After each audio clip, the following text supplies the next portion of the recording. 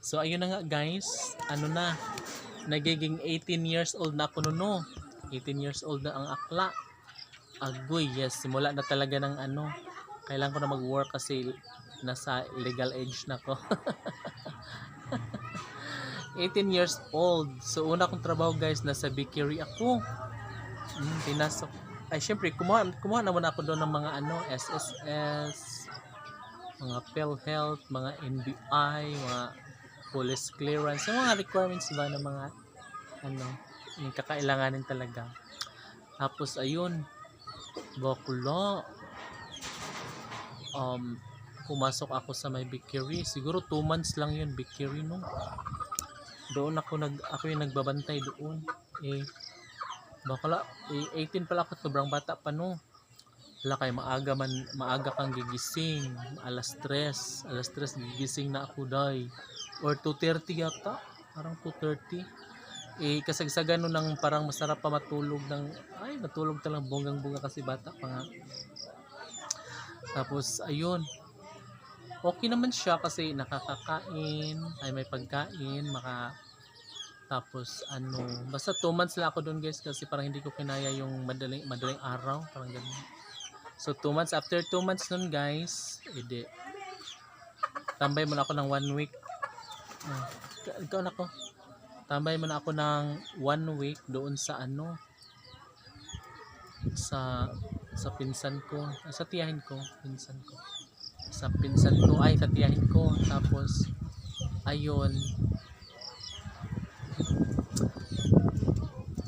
tumulo sa cellphone, hindi naman mabasa no.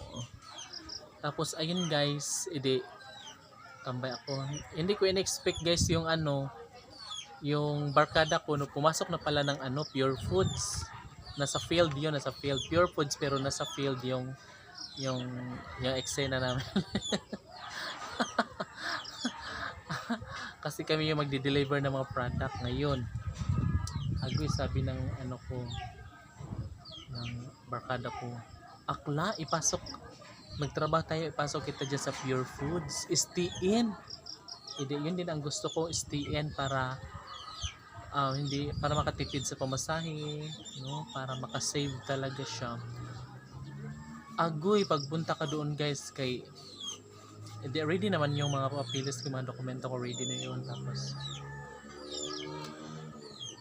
hindi siya daily guys, ano siya, commission by commission. And yes, hindi naman ako nagwo-worry kasi syempre magaling tayo no.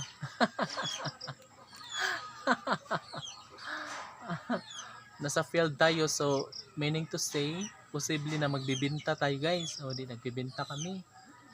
Di ba yung product namin is mga processed foods like hotdog, ham, yung mga ganyung product namin. Guys, mabilis lang sa akin ibenta yun. Nakakarami ako.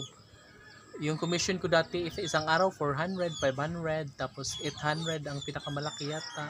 Pag ginakpat 1,000, yung ganun. Ay, paldo talaga ako day. Grabe.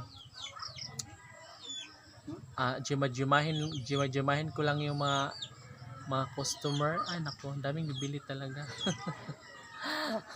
Yun nga lang, nakakaurat kasi mainit. Siyempre nasa field na mainit, maulan. Pero sa akin naman, chill lang. Masaya kasi na marami kaming makasama. Mga juding, ang dami-dami.